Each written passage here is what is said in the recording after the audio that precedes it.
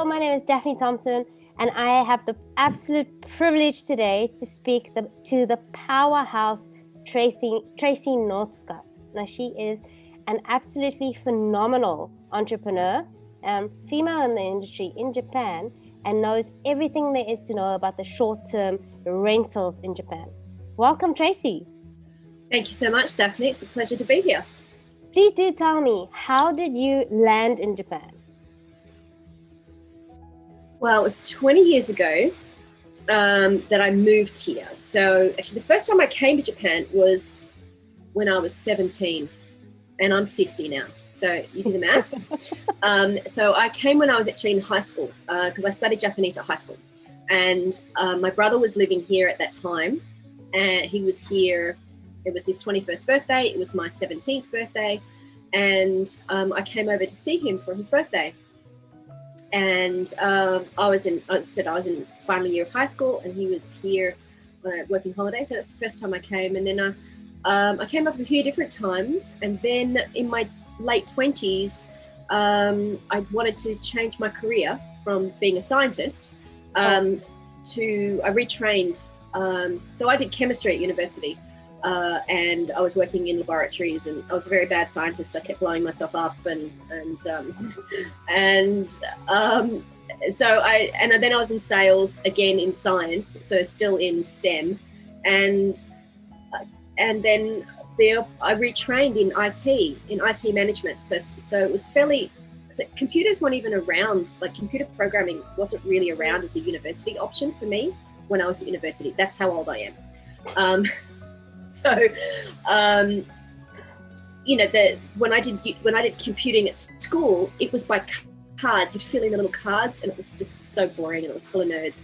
But when my late 20s, everything was taking off, and so I retrained in IT and IT systems management. And so my brother was working in IT here in Japan, and so he said, "Look, family business. Why don't you come over and give me a hand?" So I did, and because I spoke enough Japanese to get me into trouble and not enough to get me out, which is still the case for my Japanese now.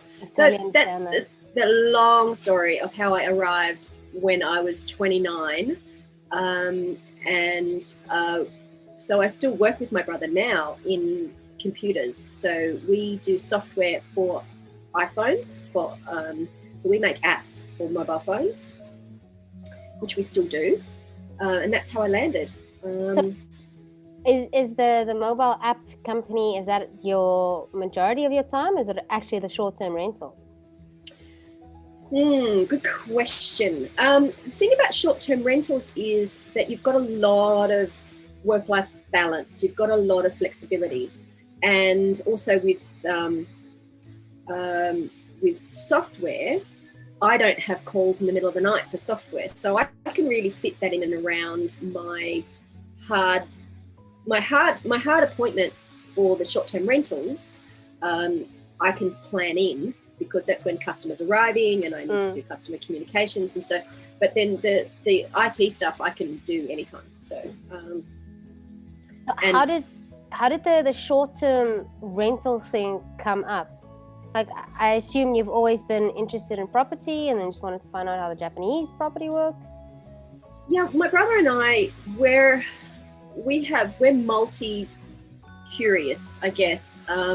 We love to dabble in different things, and we see our company as a way for us to explore what we're curious about, and also to do projects. A company is never really one thing. Well, in my opinion, a company is never one thing. It's not a baby. It should evolve and grow based on what the markets are doing and what opportunities are presenting yourself, and also what you feel like doing at the time. I mean, I'm an entrepreneur mainly for lifestyle reasons. So I get to pick and choose my projects. I get to pick and choose my time that I want to work, and how much I want to work, and what interests me. So I'm sort of more of a horizontal entrepreneur than a vertical one. So how I started in the short-term rental was we traveled. So I had I got married here. I had a small child at the time. This is 10 years ago. And we took a family trip with my parents to Korea. And I was looking for accommodation for all of us. So something local, something where we could be comfortable, where we could spend time with each other. And there was just nothing available in hotels or even service departments that was big enough for our group. And someone mentioned this Airbnb thing. And I thought, oh, that sounds a bit interesting. So I with my curiosity hat on, I did a bit of a deep dive into it and saw that, I could book a house for the same price as a hotel, and we would all be in the same house and we could cook, and, I could put my son down for a nap in one room, and then other people could be in another room and talk and not worry. And I thought this is genius for families traveling or extended families traveling. And being in Japan, we have a lot of visitors, especially since I had the small baby. And Japan was really on the radar of people traveling, and everyone wanted to come, and everyone thought, oh, Tracey's in Japan, let's go visit her. No, and of course, if you want to see the new family member and just show some love and basically a little bit of free accommodation and just see the way. Yeah, but then with the baby, it was fine before because we had a 2-bedroom place. But, when we had a baby, it was like, well, baby needs to be in baby's room. And my parents, who are wonderful, my dad's got two new knees and hip replacement. He can't be on and off the futon on a living room floor. No. And so I thought, well, how about I rent a second apartment, which is close to where we are, where family and friends can stay, and they can have their own place and have their own, cook and do their own breakfast, and still be walking distance to our house. And they don't have to be on our living room floor, and they can have privacy and we can have privacy. And when I don't have family and friends, I'll rent it out on Airbnb and cover my costs. And so it'll be a zero-sum game. So that was the goal. And then I listed it. Sounds logical. Yeah, and it just went bonkers. So it was at a time where Japan was really looking to increase the inbound tourism numbers.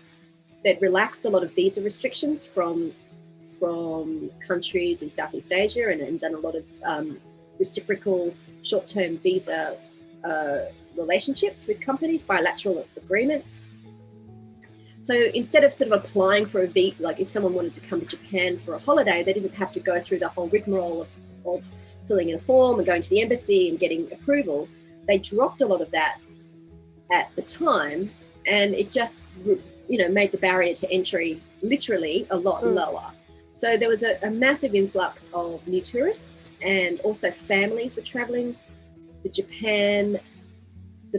Japanese yen has been pretty flat. Standard of living has been, pretty consistent. And places like Australia has had a lot of inflation over the last 20 years.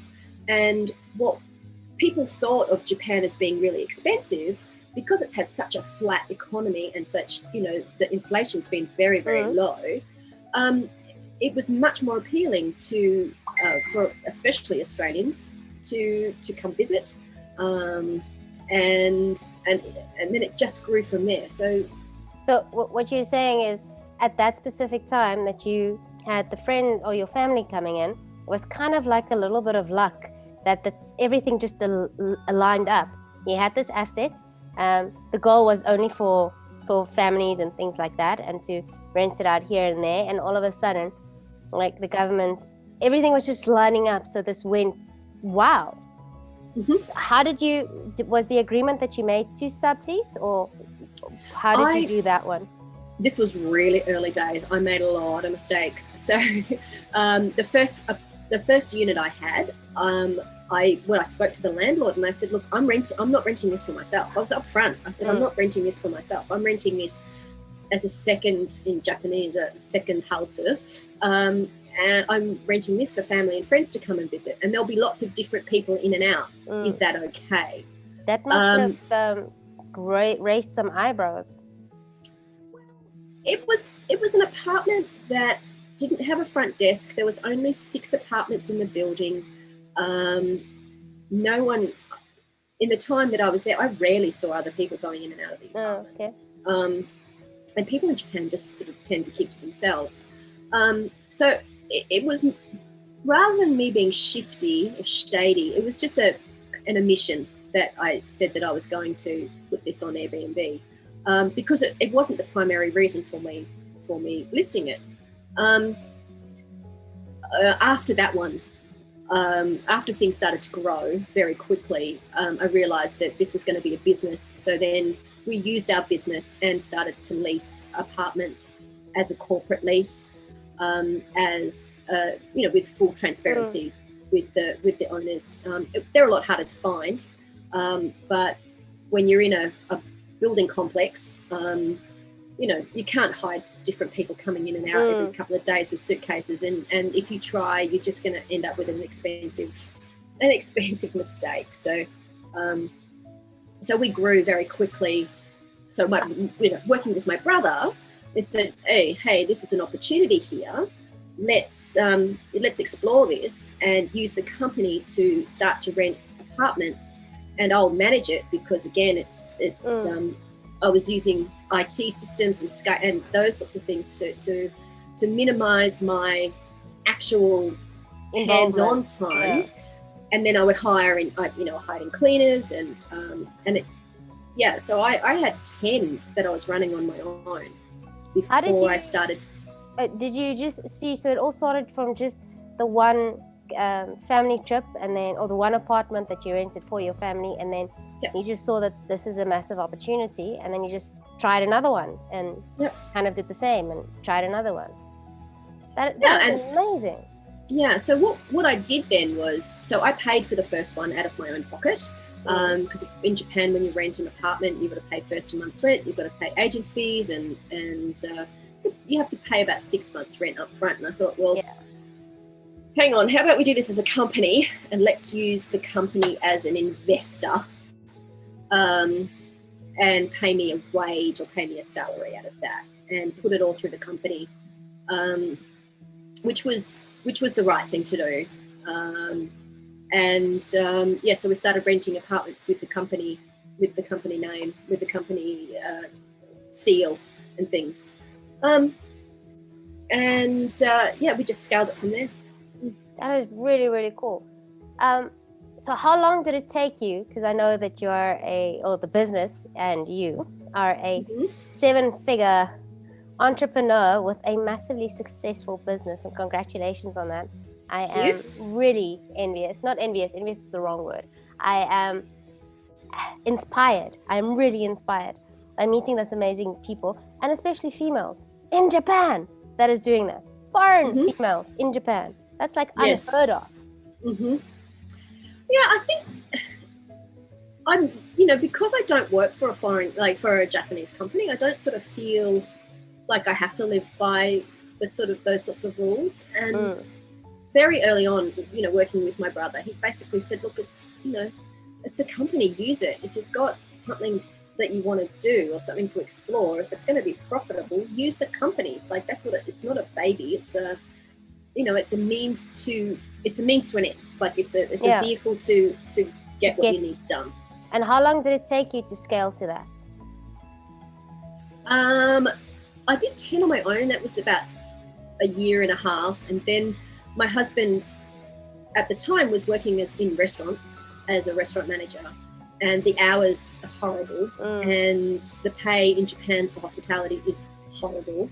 And, we have a small child. So I was, during the week, I was almost like a single parent, because, he'd be working late at night and he would barely get to see our son. So it was just like, well, what are we doing this for? This is just nuts.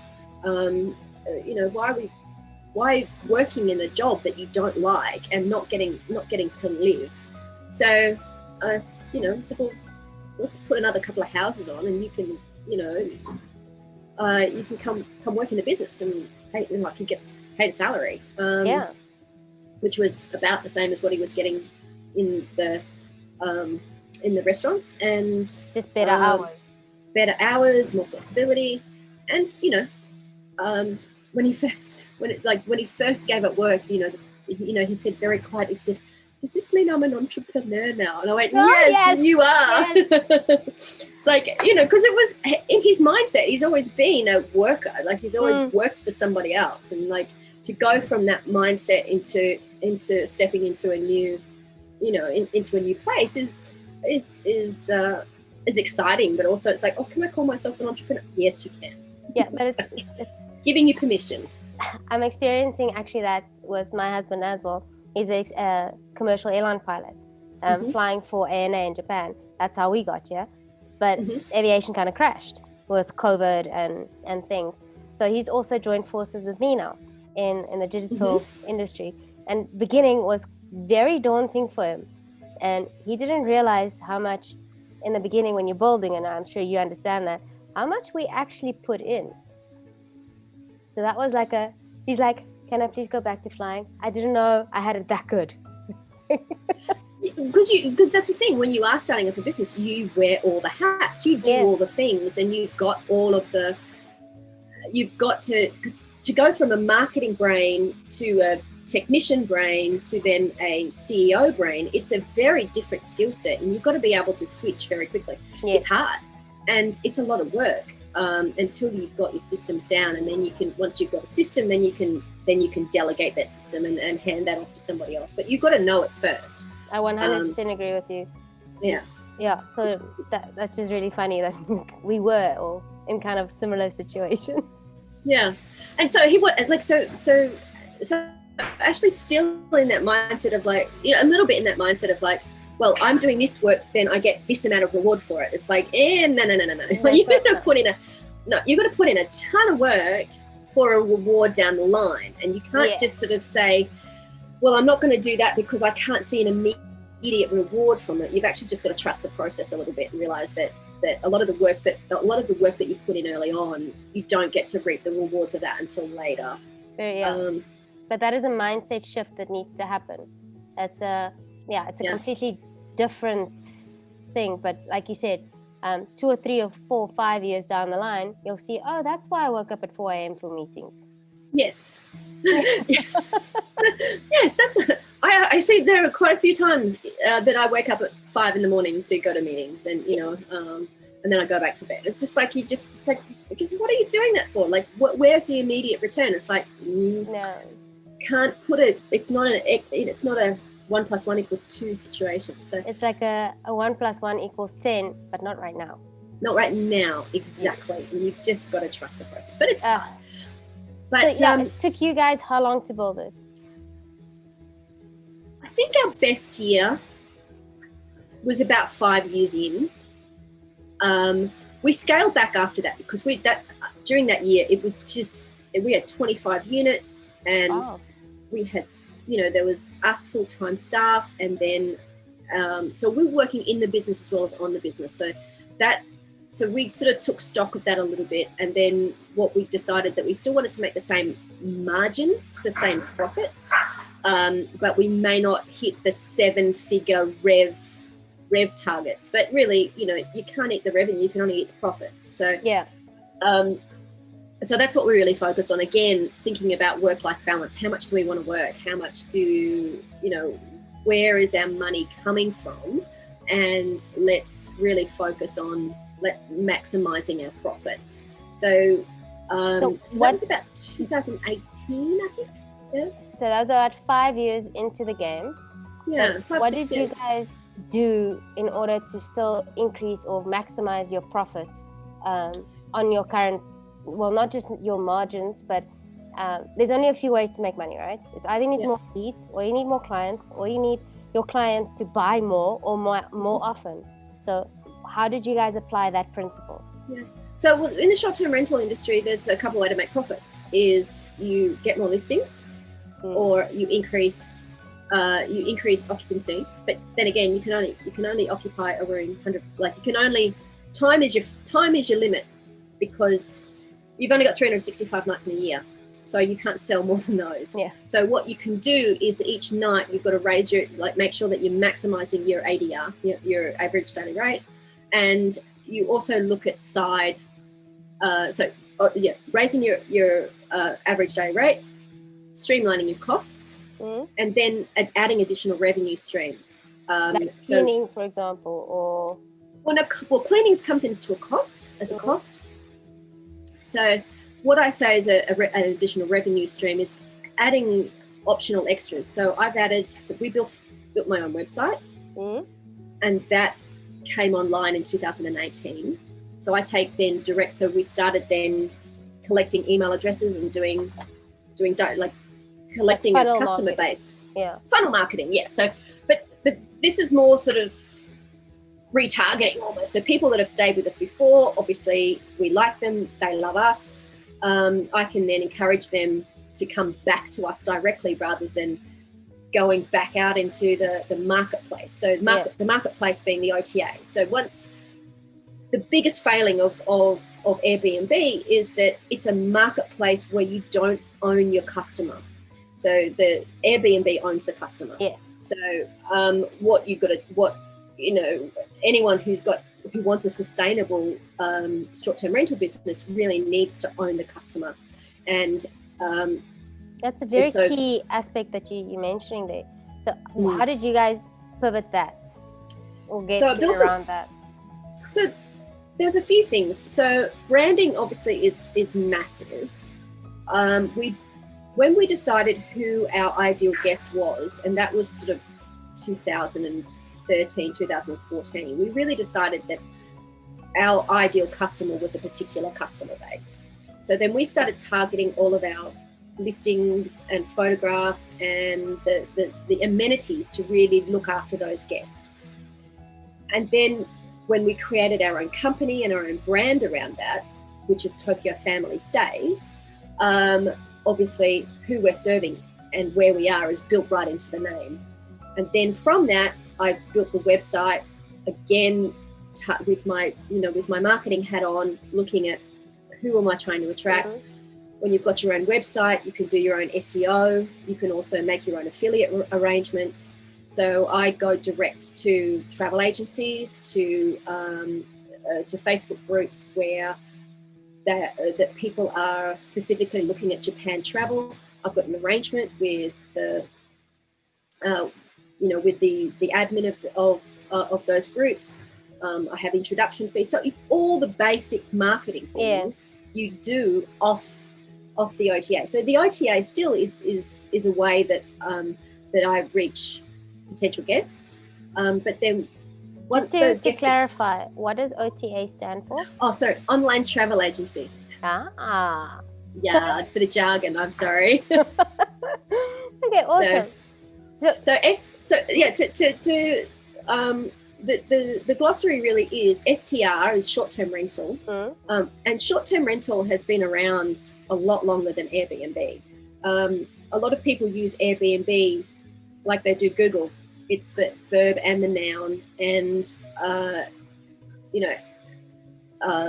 it describes the business as a whole. Yeah. But that's been great marketing for them. But technically it's a short-term rental business, which isn't as sexy as a nice short name. But when you work in the short-term rental industry, you have a number of different sales options, a number of different funnels, and a number of different marketplaces that you can attract the right guests.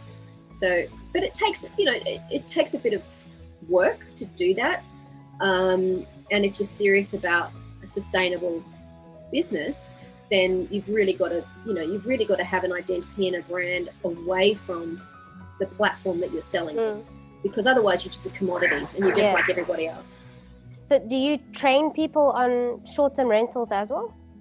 I do. Yes, I do. So about 2018, I started up a consulting business, and I started up that primarily here in Japan to help face-to-face. So I would go out to people who wanted to improve their short-term rental, or they wanted to start, and train them on how to look after inbound tourists, mostly Japanese people, because meaning like Japanese are the landlords, like they own it, or catering for Japanese people?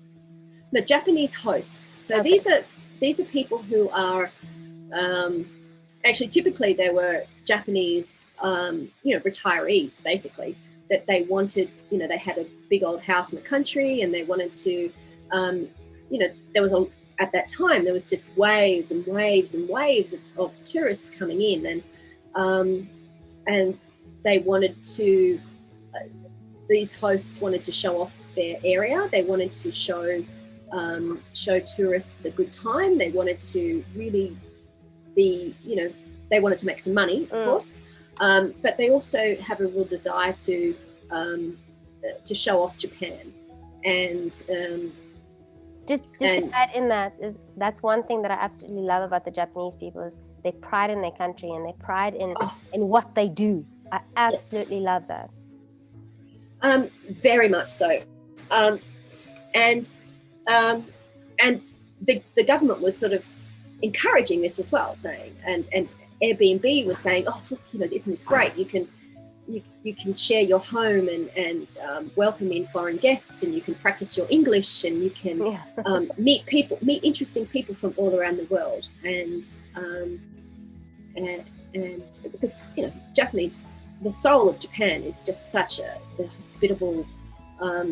hospitable nature, and there is very humble, and they've got a lot of pride in showing off their uniqueness. They are very unique, and it's something they have a lot of cultural pride about, and they wanted to share that with, a lot of people want to share that with curious and inbound tourists, and a lot of the tourists coming in as well had that beautiful appreciation and attitude of, they did want to suck it all up. So and they want to learn more. So that's a really good match made in heaven. However, there's a bit of a disconnect in there that the hosts didn't really understand the subtleties of what inbound tourists were looking for. Like what? And I was like the things that I've experienced in Japan, just being in Airbnb, is like forks and knives. Yeah, exactly. Or where's the bed? Where's the bed? Where's the chairs? Yes, where's the chairs? Where's the chairs? Where's the bed? Where's my mug? Where's my coffee cup? Yes. Yeah. Where's my coffee mug? Exactly. So they would know. It's like when Japanese people travel, or even Japanese people in their houses, they're just familiar with growing up without beds. And people, they may not.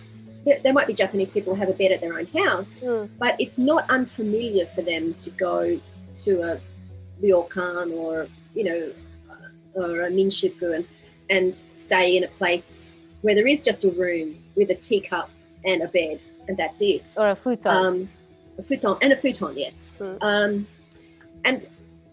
there's a lot of people like my parents who travel around. My dad's, like I said, got two new knees. There's no way he's getting up and down off a futon. But I had to explain that. I have to explain that to hosts who are quite bewildered. And so that's what I did. I would go around training hosts on how to tweak what they've got, just to have that little bit of extra comfort, and also to give, Japanese people are quite shy and quite humble, and also to give them confidence, and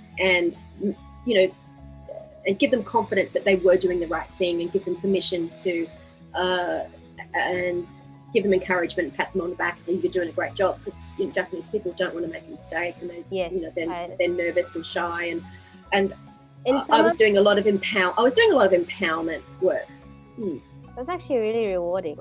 Like it is. I like. Lovely. So I mean, because there's a beauty to the Japanese naivete that it's just so charming, and you don't want to spoil that. But it does need tweaking for a specific clientele. That I agree with.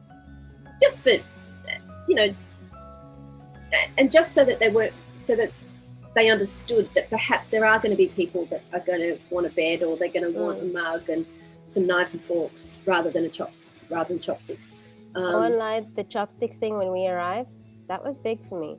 Yeah. Especially like one of our mates that were we met here invited us to a barbecue. So first of all, they barbecued the vegetables, which I was like, what? Mhm. People do that. And then they ate the pieces of chicken with chopsticks and the pieces of meat with like chopsticks. Like, I'm like, how? So I'm like, that was for me. I still don't understand that. So I'm sitting there trying to eat with my fingers, and they're like, But culture shock. But I suppose that goes both ways. It does go both ways.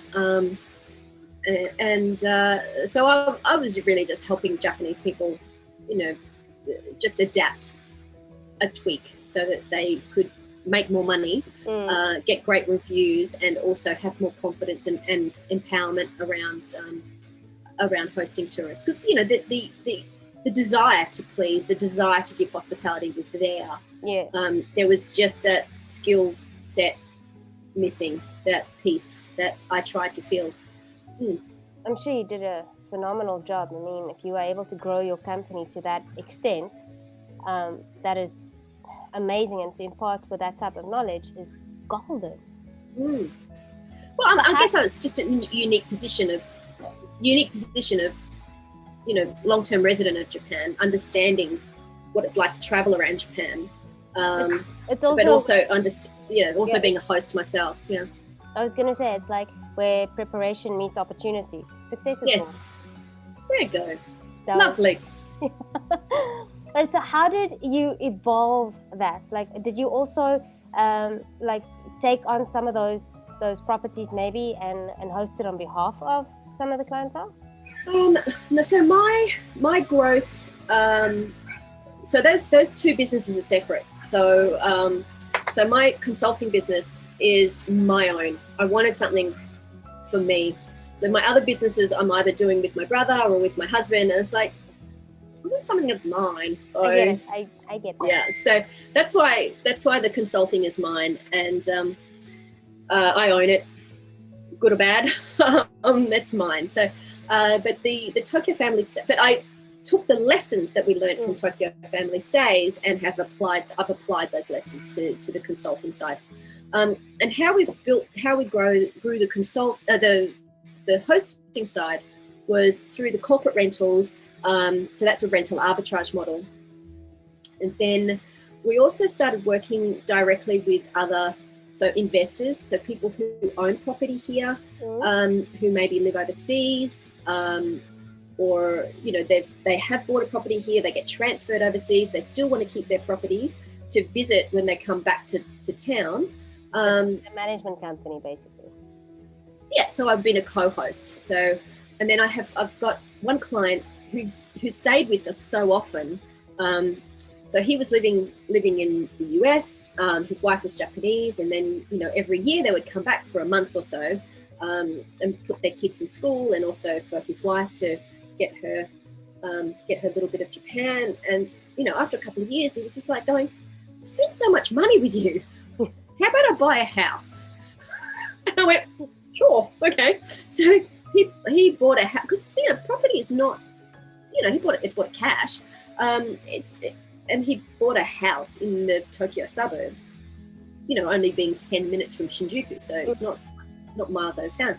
And bought a great house and land, because if you buy something slightly older, but not old, slightly older, you get a lot more bang for your buck in real estate here, because Japanese people want new and shiny all the time. But also the depreciation, or there's no capital gain. It's a depreciable asset, exactly. The land isn't, but certainly the building on top of it.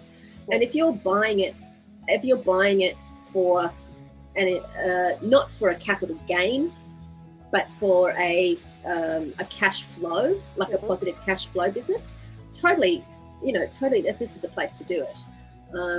What are the returns on investment for short-term rental, roughly? Oh, how long is a piece of string? So really does, it's so local, and it's so, it's so area dependent, it's size dependent, it's also who your ideal guest is dependent. So I just can give you some examples of our numbers. What I tend to work on is I want to cover all of my costs, whether it be rental or mortgage or whatever. I want to cover those in 7 days. Then that's fixed costs. So from 7 days of rental, I want to cover all of those. The next 2 to 5 days of rental, I want to cover the incidental costs. So they're things like the cleaning costs and the utility costs and any maintenance. And then the last 15 days of the month, I want that to be pure profit. So you work on basically 2 weeks of, let's just say it like that, it's 100% profit. So 50% is the first half is all your costs involved, and the second is how you make your profit. That's right. That is really, really good. One thing Yeah. because we were looking at also property in Japan, of course, because this is a fashion, this is a massively successful industry to be in anywhere in the world. But what we found is when you start, when you buy a property here and you start renting it out for long-term rental, the return on investment average is about 3%. Right. And compared to zero capital gain, right? Yes. And that compared to our other strategies across the world, where, for example, in the UK, we make 12 to 17% return on investment per month. This is not a good deal. No. However, I wonder why, but we never actually looked at short-term rental. Well, see here, there is such like population is declining, construction hasn't stopped, so you actually have like a massive oversupply of just the small one bedroom, studio to one bedroom. They keep building them. I don't know why. They just keep knocking down buildings and putting up new ones, and they're just tiny little apartments. And there's such an oversupply of them, and there's so much vacancy. There's so much vacancy out there, and that's why we don't have a problem finding properties to list. Properties to list, because there's such an oversupply of empty places. That said, though, we're not really interested in the one room. The ROI is just not there for me on a one, like a studio. Yeah, that makes sense, because you charge per person, not per night. That we do, and it's and also there's such a saturated place, and also we don't. Our ideal guest is a family. A family of four. Tokyo family stays. So mum, dad, grandma, grandpa. Mum. I don't want to be exclusive. I don't want to be sort of stereotypical here. So when I say family, I mean families come in all shapes and sizes and colours, and we're very inclusive. What the definition of a family is. So I want to be very clear about that. And we're very clear about that in our marketing as well. Whatever your family looks like, we will, we're the host for you. So, we have a lot of. Sorry. When you start your family, you choose your partner. So Yes. whatever you make your unit of, that's your family. That's right. So during the time of COVID, of course, inbound tourism was non-existing. It's so sad. It's been really tragic. Yes. All right. So what did you do with all your stock? Well, and then I'll backtrack a little bit. I'll backtrack a little bit because 2018 regulations came in.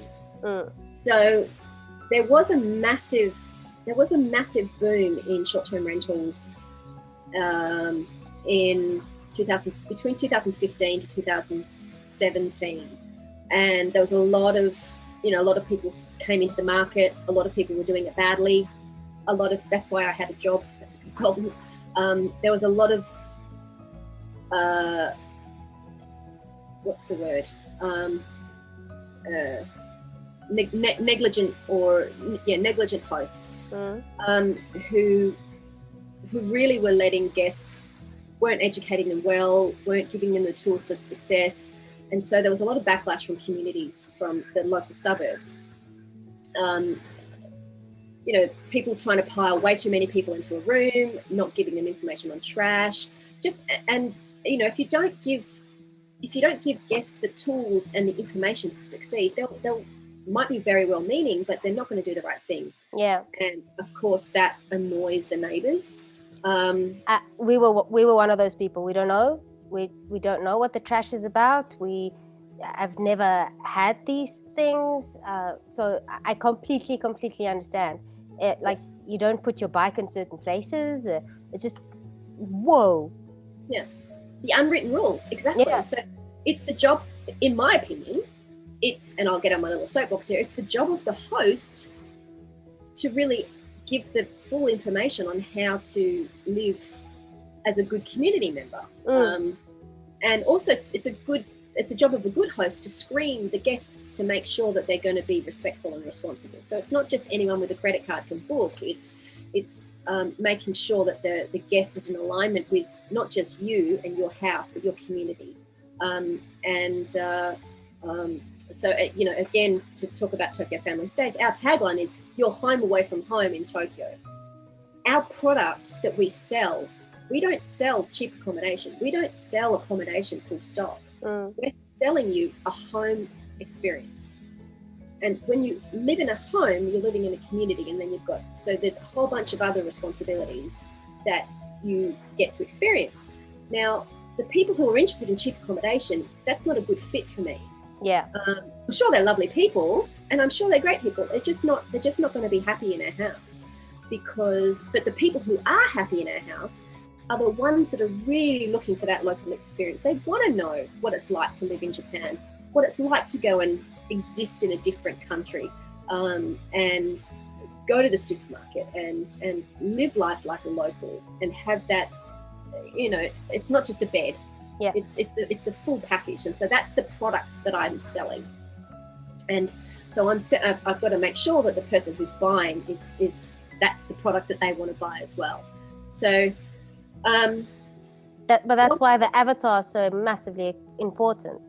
That's why in my consulting, I spend a long time talking about the avatar and making sure that there's an alignment there. So yeah, long story long, there was a big pushback from the communities for hosts that were just, dropping people in and not giving them tools and not giving them information. And, people were putting their trash out wrong. And then so neighbors were complaining, and it was getting in the media about all these scary foreigners in different communities. And there was a bit of xenophobia. Yeah, a bit of xenophobia, which wasn't pretty. So the government needed to do something. They couldn't get the genie back in the bottle. So what they did was they said, okay, that's fine. We're going to allow short-term rentals, but you're going to have to be licensed. You're going to have to get a management company. You're going to have various fire restrictions, all of which are fair enough. The good thing about that is it weeded out a lot of the opportunistic hosts, the people that weren't really interested in the hospitality side of it, that were really only in it for a quick buck. It got rid of a lot of those people because, following the rules, it's, you do lower your profits a little bit. But it's good for the industry as a whole. So regulations came in. We looked at which houses we were going to keep, based on which ones were going to be easy to get regulated and also which ones were profitable. So the smaller ones we got rid of.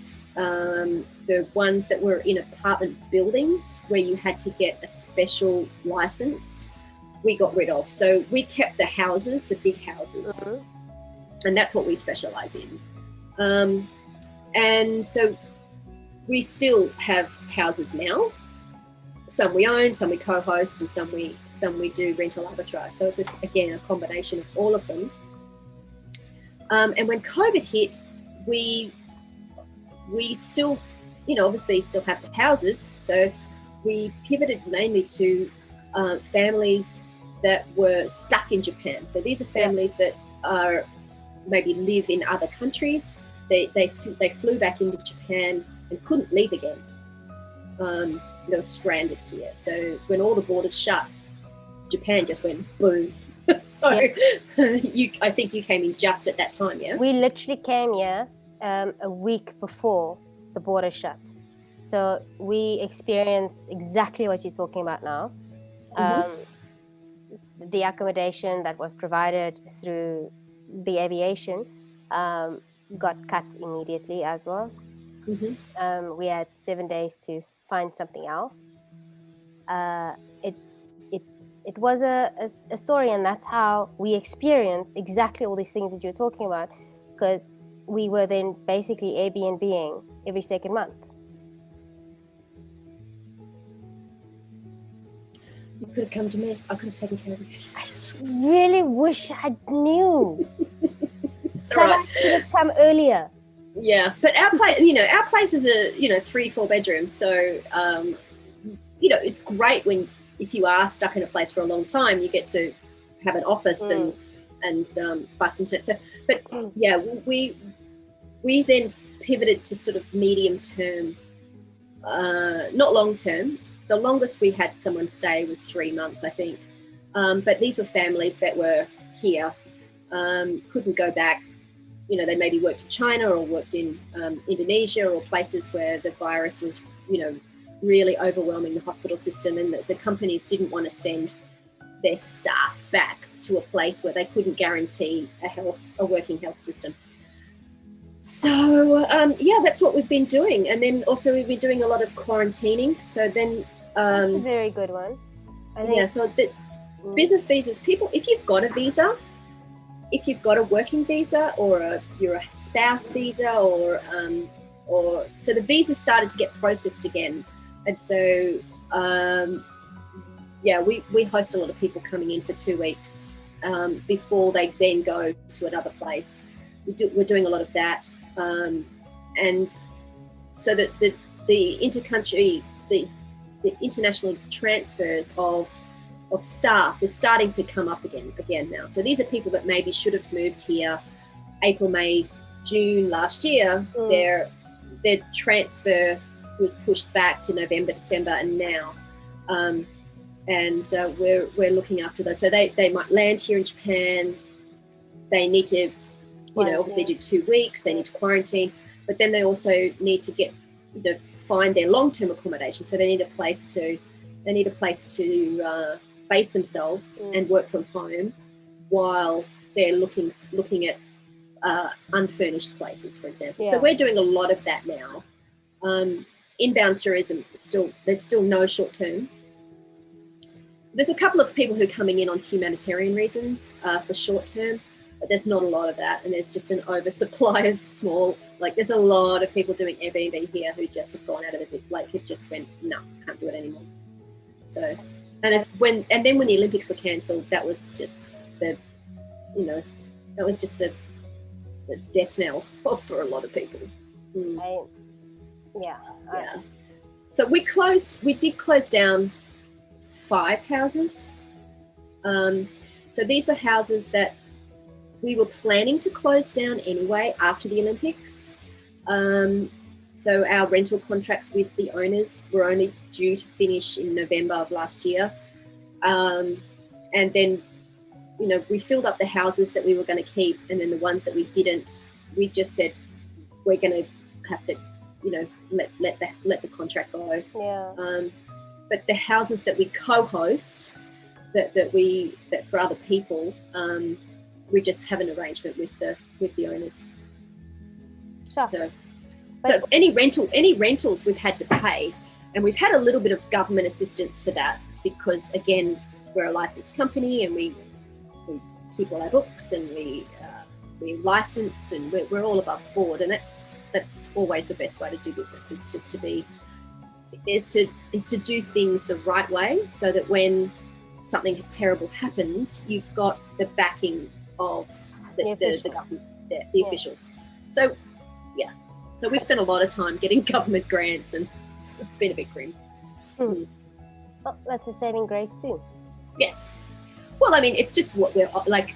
It's money that we've been able to survive probably without it, but it's money that is available to us. So we're just nuts not to avail ourselves of it. Yeah. But I've been. Sorry. No, I wanted to say, and as we bring this to a landing, I want to ask, during this time, you also started writing a book, right? Well, I started writing a blog. So what I started to, after I picked myself up off the living room floor after 3 weeks of going into PTSD, with all of the cancellations and the year that I was supposed to have in 2020 just went away in a heartbeat, I picked myself up off the floor and I started writing. And so I took my consulting business online, and I write a blog, I wrote an ebook, and published that. Actually, no, I published the book beforehand, and I rewrote it for 2020 for more of a global audience. So I'd written it for the Japanese audience, and some other papers that I've written are actually in Japanese for Japanese hosts. And I took it more to a global audience so that I could, to the places that didn't have a problem with inbound tourism closing. Yeah. So the US market has a very strong domestic travel industry. And for some of those Airbnb hosts, they're having the best year of their lives, especially if you're in the mountains or you're in a cabin or you're in a tiny house. So people want to get away. Urban centres and places that really rely on theme parks and people visiting attractions that have closed, obviously, are in a similar position. But it's been a real shake-up of the whole industries, and it's going to look different when things open up again. Yeah. So how can we get hold of you or even your ebook or your consultancy? So that's on my website, which is 𝘄cie_Northcott.com. And that's my home. You can also find me on Instagram. I'm not a woman of mystery. You can just Google Tracey Northcott and find me anywhere. And I'll answer to anything. I'll answer to, and 𝘄𝗶𝘁𝗵.com is my other website. So I built these websites. So again, coming from a tech background, I've got an advantage. I can build websites and people are talking to me. So so that you can find me there, and you can download my ebook from my website. You can get in touch with me, have a virtual coffee with me. Being on Clubhouse has been quite interesting. I've met some really great people and connected over coffee and met yourself and run a few rooms. It's been great fun, and it's just good to connect on a human level after being inside and cocooned for so many months. Awesome. Yeah.